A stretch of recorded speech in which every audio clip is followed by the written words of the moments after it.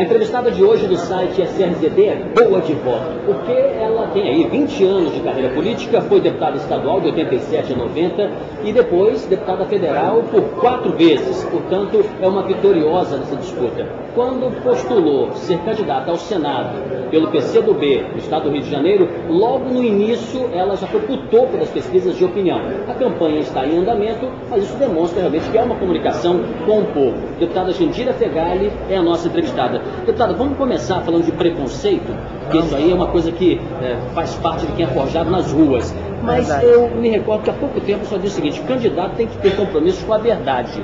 Lula tem?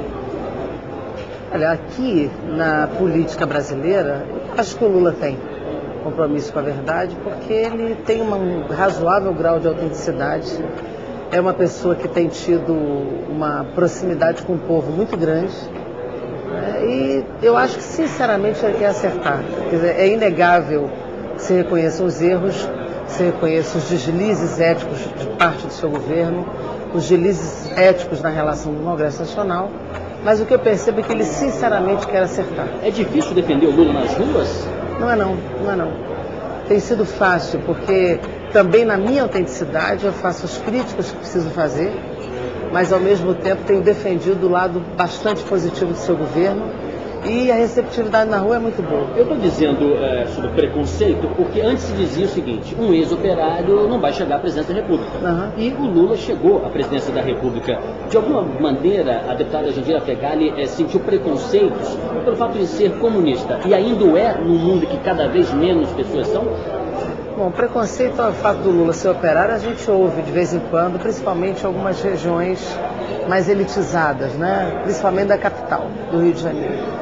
Em relação a mim, esse preconceito existe do partido, mas ele cada vez diminui mais, porque as pessoas começaram a perceber mais a atuação das pessoas e, infelizmente, valorizando pouco os partidos.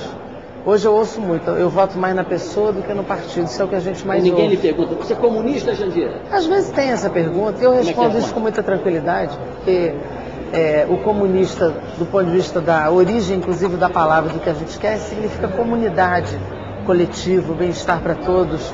Então não é difícil responder a isso, até porque o capitalismo vai indo tão mal no mundo inteiro que as pessoas reagem melhor a você dizer que o capitalismo não dá soluções de longo prazo para a humanidade. Mas tem sido, isso não é o meu problema, não tem sido um problema maior na campanha, o fato de eu ser do PCdoB. Você mesmo registrou que eu tenho tido uma trajetória vitoriosa e eu sempre estive no mesmo partido. Então, como as pessoas hoje valorizam mais as pessoas do que os partidos, isso não tem sido um grande problema. Não que eu ache isso bom, acho que as pessoas deveriam valorizar mais os programas partidários, mas não é assim, infelizmente ainda não é. Ainda sobre preconceito, tem gente que diz o seguinte: eu não voto na Jandira porque era a favor do aborto. É hora de explicar. Primeiro, ninguém é a favor do aborto, Sidney. O que existe é que eu sou médica, minha formação é de defesa da vida, salvar vidas e salvei muitas, né? Mas por ser médica também, eu não posso fechar os meus olhos a uma realidade que é muito concreta. Apesar da ilegalidade no Código Penal, que só permite 2 casos, o aborto é feito aos milhares, se não 1 milhão por ano. E as mulheres pobres estão morrendo numa verdadeira indústria clandestina do aborto. Então o que eu tenho defendido? Que se abra o debate, que se reveja a legislação. Isso não é um caso de polícia, é um caso de saúde pública, né? E as convicções religiosas devem valer individualmente, não na lei. O Estado é laico, você tem que legislar para todos e as pessoas exercem ou não determinados direitos de acordo com a sua própria convicção. Então o que eu quero é que se abra o debate, que se reveja se essa legislação é justa, se a gente não deve ampliar direitos, como por exemplo no caso do feto sem cérebro. É um absurdo se obrigar uma mulher a ir até o final da gravidez sabendo que esse filho não vai viver. Então, são situações de que a própria justiça já deu 3.000 liminares nesses casos favoráveis a interromper a gravidez. O que nós não podemos é fechar os olhos, vamos abrir os olhos, vamos acolher essas mulheres do serviço público para que elas não morram em função da clandestinidade desse aborto. Outro assunto polêmico, a tal história da união civil, que muita gente confunde com casamento homossexuais. Isso. São coisas diferentes. A sua posição qual é?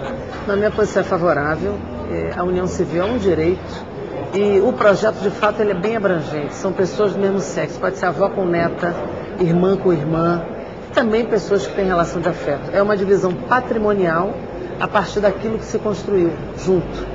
Então eu não vejo nenhum problema, como a Espanha não viu, de aprovar a união civil. Eu acho que isso é um direito de cidadania, um direito da civilidade e da civilização.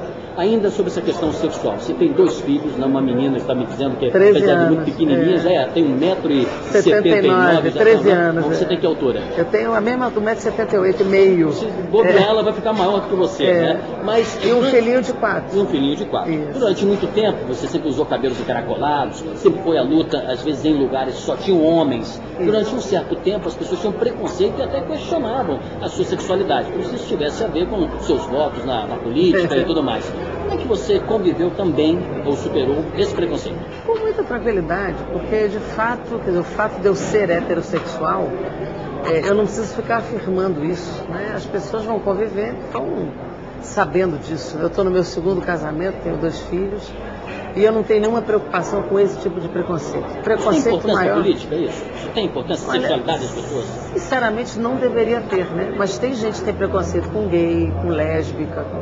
Né? Eu nunca tive nenhuma preocupação com isso, porque eu, como sou heterossexual e muito tranquilamente, muito assumida, nunca fui homossexual, eu nunca tive a preocupação de responder a isso. O preconceito que eu vivi foi na minha maternidade. Você veja como são as coisas. Quando eu fiquei grávida da Helena, pela minha primeira gestação, eu já estava no Congresso e foi uma luta para conseguir a licença gestante, porque como aquela casa é muito masculina, me foi negada no primeiro momento, a Câmara. No primeiro momento ela foi negada essa licença, e para eu conseguir isso foi uma luta nacional, e a minha licença é a primeira licença maternidade do Parlamento brasileiro, da história do Parlamento, porque eu não aceitei a licença saúde, porque o meu problema não eram 4 meses remunerados, mas era o reconhecimento do meu direito de ter minha filha legalmente, né? Então são preconceitos que marcam a vida da gente e mostram como política não era lugar de mulher, né? E agora vai passar a ser mais. E a elite brasileira, a tal da elite brasileira? Agora, de certa forma, a deputada Jandira Fegali está concorrendo com outros candidatos que têm a simpatia de certos setores, mas bem aquinhoados na sociedade. Como é que você observa isso? Olha, eu tenho um voto que perpassa todas as classes sociais. No entanto, a elite brasileira continua muito míope, né? Ela não consegue enxergar a necessidade da maioria da população, ela não consegue perceber as necessidades que essa população tem.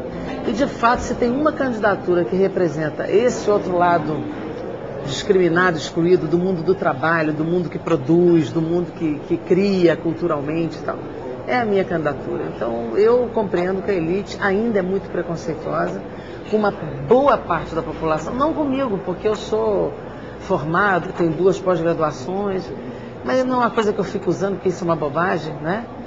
Mas tem um preconceito pela minha opinião política, muitas vezes pela minha ideologia, e não consegue reconhecer que a grande parcela da população é tão cidadã quanto ela e que precisa ter o espaço político que a própria elite já teve durante esses 500 anos. Então, para encerrar esse bloco, o Brasil avançou também nessa luta contra o preconceito. Nós tratamos de alguns aqui, mas o Brasil está melhor hoje do que há 20 anos, quando a senhora começou a política? Não tenho dúvida. Hoje, muito mais. Hoje, os homens votam nas mulheres e as mulheres votam nas mulheres, né?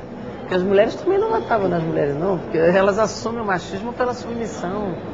Então, hoje mudou muito. Eu ouço muitos homens dizendo que querem botar mulher na política, querem votar nas mulheres. Tem muita declaração de voto do público masculino, e isso é uma coisa que vai crescendo. Isso, na medida que você mostra competência, que você pode decidir, que você pode executar, que você pode representar com competência, esse preconceito também vai caindo. E eu acho que há 20 anos era bem pior do que é hoje. Bom, nós estamos encerrando esse primeiro bloco. Nós vamos agora para um segundo tema nosso, falar de corrupção, falar um pouco sobre a política em Brasília. Senadora, se eleita, o que fará em Brasília em favor do Rio? São alguns assuntos do próximo bloco.